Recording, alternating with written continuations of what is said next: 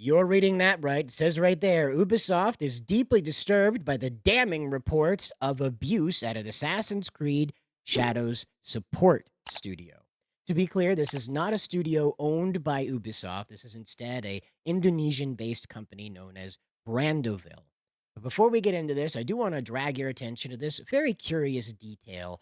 As you can see right here, Eurogamer provides this story to us up here. Eurogamer provides the story, and they say today that Ubisoft is deeply disturbed by the reports of their support studio. However, yesterday, whose support studio is this? Whose development? External development studio that fell from space. This is the problem with access media. If there's blood in the water that happens to be related to the people that they care about and want access to, they get a little quiet about it. However, when it becomes unavoidable, then they'll come out and tell you the truth. So, in all honesty, this began and ended with Ubisoft. However, I want to stress to you this is not official company policy. Instead, Ubisoft is a madhouse. There's no one at the helm. There's no one checking in. There's no one checking in on just who's being involved in the development of their games. Now, I understand that individuals act on their own, right? That they create these unstable environments, right? However, I would think when you're working on video games, these stressful deadline periods would expose the worst in people. And so it would be pretty obvious that you don't want to work with folks that resort to forcing employees to slap themselves in a video to prove that they are being humiliated, or perhaps forcing them to convert to a religion that they had not previously been a part of. Or maybe, well, we'll read on. Let's find out. Okay.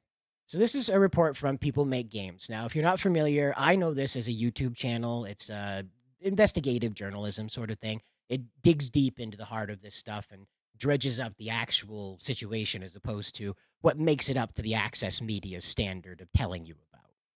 So this was back in 2021, but this has sort of moved forward now that the studio has closed this previous August. Okay, now I don't think this has to do with the delay that we saw Ubisoft declare there before the Tokyo Game Show, but it might. Okay, the studio closure is not a result of this abuse because Ubisoft, as we've shown today, we're only just now made aware of it, right? Even though back in 21, People Make Games was reporting on the culture, the crunch culture in these studios, and what do you know? Brandoville was one such developer, part of that list. So again, if Ubisoft cared, they probably would be doing things a little differently, but instead, it's all about those politics and all about those agendas. But let's read on. Let's find out more. So, at the center of the report is Christina Sidney. This is a woman who worked at the company from 2019 to 2024 and says that she was subjected to mental and physical abuse by Commissioner, which I assume is the sort of head honcho of the studio, Kwan Cherry Lai, wife of the Brandoville CEO, Ken Lai, who ran the day to day operations. The full report can be observed here. Now, again, if you want to watch the video, I'll put the link in the description below. You can catch this, and it's, there's a lot of detail there that I'm not going to put in here. Okay, I'm sorry.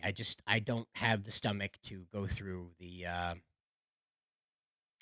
the hard the way that they present it. Let's put it that way. You really get the point with the way that the people who make games, People Make Games channel put it together there. Sorry, it's just seeing the thumbnail kind of. Again, you're gonna have to watch it. Link below. You can check it out. It's okay. It's just one of those things where you're really gonna get the point across. That's for sure. You really get the point across. So Sydney describes how Cherry Lai took her under her wing. Now these are two women. These are two women. So Cherry Lai is the superior here, is the ranked higher person, if you will, and Sydney is the employee. Okay.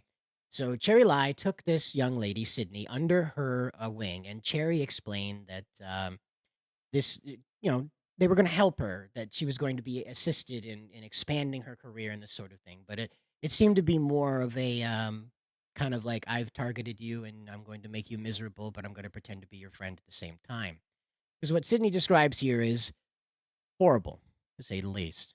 So what it is here is, but now this led to toxic abuse. Initially, Cherry imposed a strict working schedule on employees and would purposely divide employees through gossip and demeaning words, is what Sydney said. So you had a busybody that was making sure that employees weren't uniting. They were instead, backbiting and looking over their shoulder to find out who had, a knife to them, right? So metaphorical knife. Or you don't know. It's an Ubisoft support studio. You don't know. Crunch culture does stuff to people. So Sydney was actually part of the People Makes Games previous report, but says she was later forced by Cherry to film a statement in support of the Brandoville studio against her will. Okay. So once again, another one of these videos that's like, you're gonna get it if you don't say something good about us. We've seen this before. Other employees felt not from Ubisoft. I'll be clear about that. Ubisoft, to my knowledge, doesn't do this, but we've seen this in other institutions, to say the least. Other employees felt this was a form of being brainwashed. So this is what was happening. This watching what was happening is that they felt that she was being programmed, if you will. Sydney now says that she was then continuously abused by Lai, including a work trip to the XDS 2022 conference where Lai micromanaged her time and only allowed her to sleep for a few minutes over the course of 4 days leading up to the event. Further abuse included imposing daily Christian worship, forcing Sydney to write lines like a school child, daily check ins over WhatsApp of her outfits as part of quality control, and humiliating her in front of her colleagues. So this is going to get a little harsher now, okay? This is starting to that's that mean girl behavior, right? Perhaps Sydney was a little easier on the eyes than Cherry, and we see this kind of happen when insecure folks are in charge of folks that are not so insecure, if you will. And so eventually, Cherry's abuse became physical, forcing Sydney to film herself slapping herself 100 times as a form of punishment. For what? I'm not really sure what would warrant your boss demanding that of you. And again, you have to understand Asian work culture is very different from Western work culture. We look at Japan, we look at China, we go, oh, wow, those ones. We look at Korea, oh, yeah, those guys, they're pretty busy. It doesn't just stop there. It extends throughout most of the region, what we consider Asia. The corporate work culture is very you know, live and die by minute. How many hours can you put in before you collapse? And so there's no call for any of this, but it is a high pressure environment. And so people like Cherry Lai tend to do very well inside that space because they keep everybody moving, whether they like it or not. So anyway, here we go. And so she was being hit over the head against a door frame until she was concussed before being forced to apologize for whatever she did. So once again, more physical abuse being enacted on this young lady. And like I said, high pressure environments plus older, high ranking personnel versus younger, you know, maybe more pretty. Um, Younger personnel, lower ranking personnel. How it goes, this kind of stuff. I'm not making light of this. I'm just trying to explain the culture that has led to this being possible, that why this happened to this woman and why she was effectively powerless to stop it without losing her chance at having another career. So this is the thing, is they don't just fire you. They don't just tell you to clean out your desk and go home because you don't want to be beat up anymore. They make sure that your resume is poisoned forever. They make sure that they continue to speak ill of you no matter what you do, so that even if you are aiming to be a coffee barista after your time with Brandoville, that will be impossible. You will be painted as scum of the earth by anybody who inquires beyond your initial application if they want to find out where you came from. And that resume too may come up with some black marks if someone decides to look into your LinkedIn and things like that. I'm not sure what LinkedIn is for Indonesia, but it's that kind of professional environment where you won't just be fired, you'll be ruined. So I understand why she stayed behind. You have to understand, Western corporate culture sucks, but there are some legal protections for people to avoid this kind of punishment being enacted upon them for falling out of line with the message. Okay? So here we have this right here. Another employee, Kassarian Balthazar. That's quite a name. That sounds like a character from The Lion, the Witch, and the Wardrobe. Like, Is it cesarean maybe? Caesarean? Caesarean? I think it's caesarean. You have to let me know down below. Again, I try. I wanna get this right, but I think this is caesarean. It could be cesarean. That sounds very strange. Could be caesarean. Caesarean? Anyway, Mr. Balthazar, I'm gonna assume that's a dude. Mr. Balthazar had an arrangement with Cherry where she would take part of his salary to assist with his spending habits. This led her, in Balthazar's word, to stealing an amount of money equivalent to a full month's salary. Additionally, Balthazar said he was told he owed money for expensive training programs he hadn't yet taken when he tried to leave the company. So there again, now not only will your resume be poisoned, but now they're going to hit you over the head with all the training, paying for all the training that they gave you. Amazing. A third employee, Sia Sayafana Afita Afiati. Uh, Afiati. I'm going to go with Afiati. All right. So Miss Afiati says that she was also abused by Cherry during her time at Brandoville from 2019 to 2024. Afiati fell pregnant, but was repeatedly overworked by Cherry. At one point during the pregnancy, Afiati said she was taken to hospital due to an issue, but was still asked to come into the office at work, to which she declined.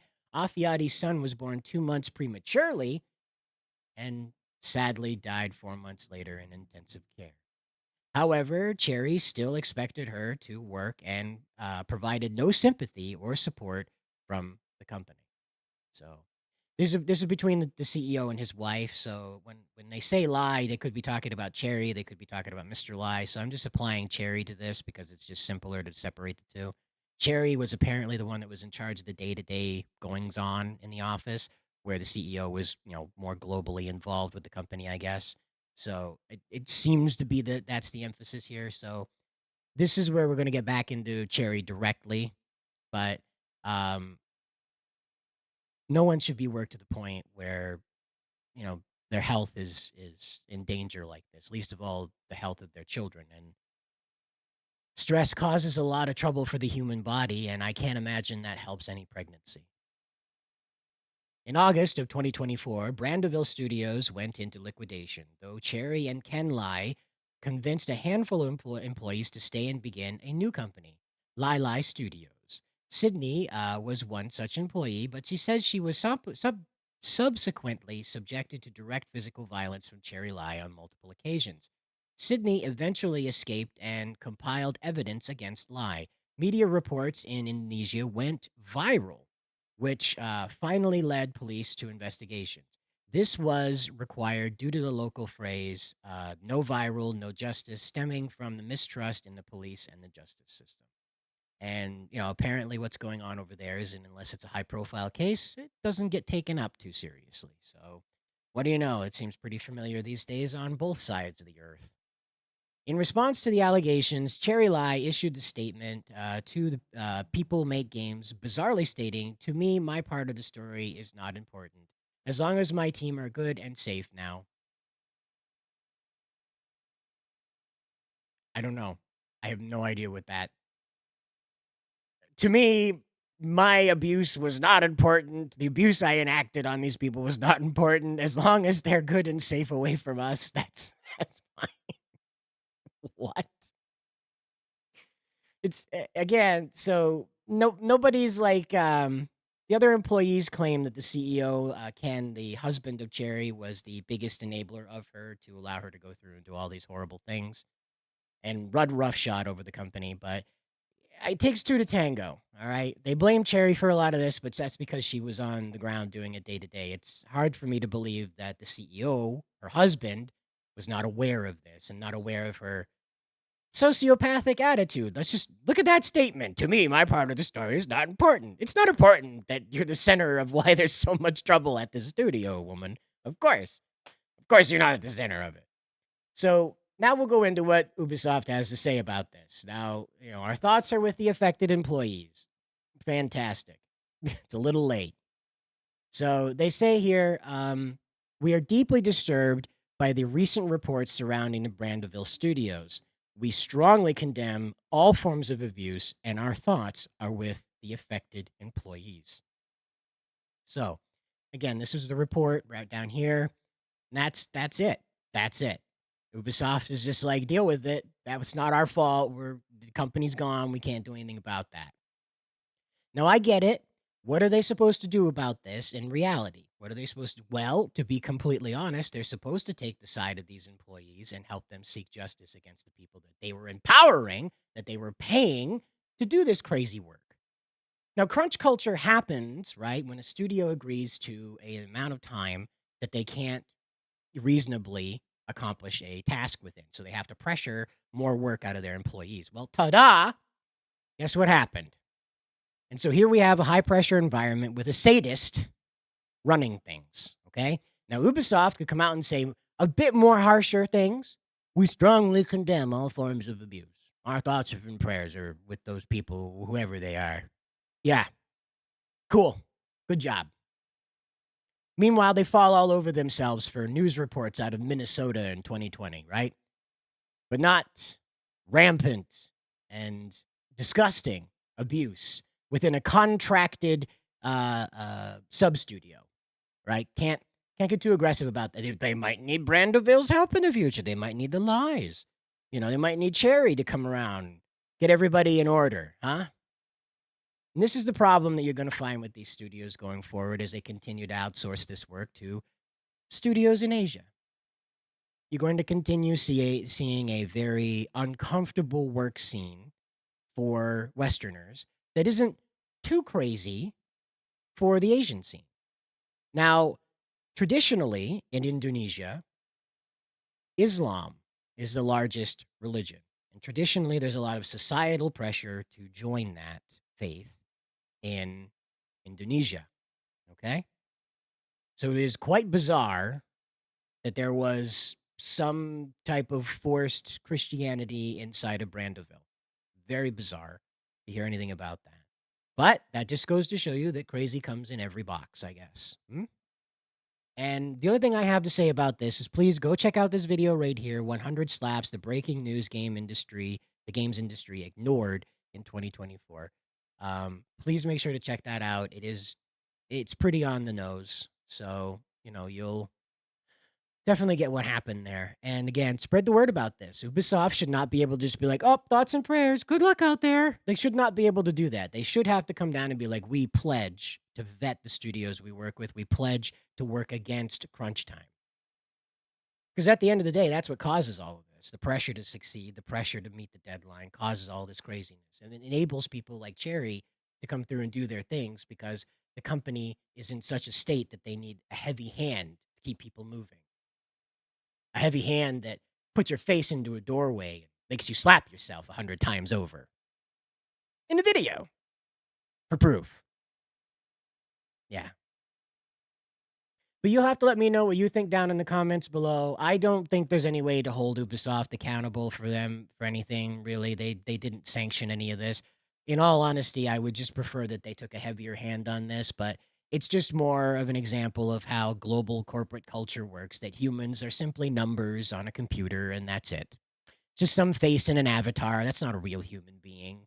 That's not a real human being with a life, hopes, dreams. That's not a real human being who was once the greatest hope for this world that their parents had ever seen.